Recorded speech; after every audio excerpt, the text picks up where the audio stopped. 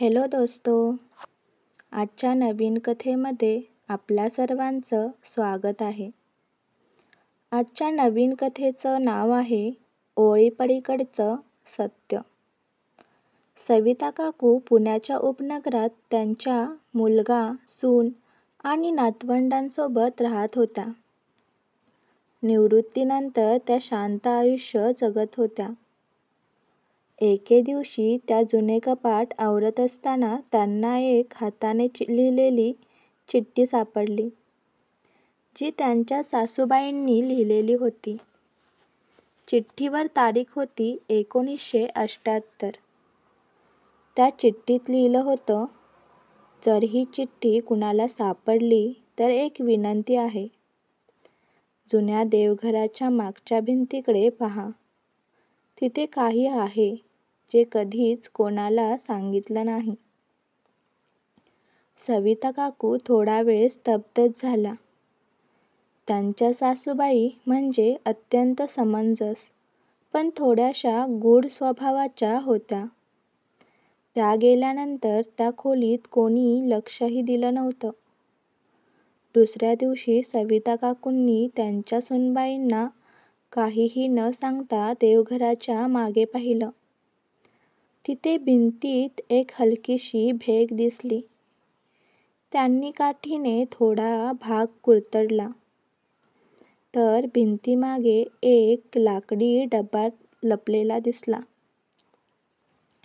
त्या डब्यात होती एक छायाचित्र, एक जुनी सोन्याची नथ आणि एक पुन्हा नवीन चिठ्ठी. त्या चिठ्ठीत लिहिलं होतं, ही नथ माझ्या जावेला द्यावी. हे माझं अंतिम इच्छाशक्ती आहे. पण परिस्थितीमुळे मी ते सांगू शकली नाही. माझ्या बहिणीने मला ती नथ दिली होती. ती खूप मौल्यवान आहे. पण त्याहीपेक्षा तिच्या मागची आठवण जपा. सविता काकूंच्या डोळ्यात पाणी आलं. त्यांना त्यांच्या सासूबाईंचा आवाज आठवला. नेहमी घरासाठी झटणाऱ्या, पण स्वतःसाठी काहीही न मागणाऱ्या स्त्रीचा. सविता काकूंनी ती नथ आपली सून पूजा हिला दिली. पूजा आश्चर्यचकित झाली. आई, ही इतकी जुनी आहे, पण तुम्ही मला का देताय? सविता काकू हसत म्हणाल्या, ही फक्त दागिना नाही. हे माझ्या सासूबाईंचा आशीर्वाद आहे आणि आता तो तुझ्याकडे असावा असं मला वाटतं. पूजा भारावून गेली. त्या दिवशी घरात फक्त एक नथ नाही तर एका पिढीचा सन्मान आणि आठवण पुन्हा जिवंत झाली होती.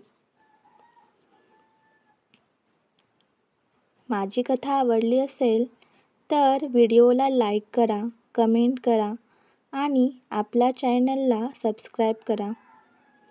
आणि माझा व्हिडिओ पूर्ण बघितल्याबद्दल तुमच्या सर्वांचे खूप खूप धन्यवाद.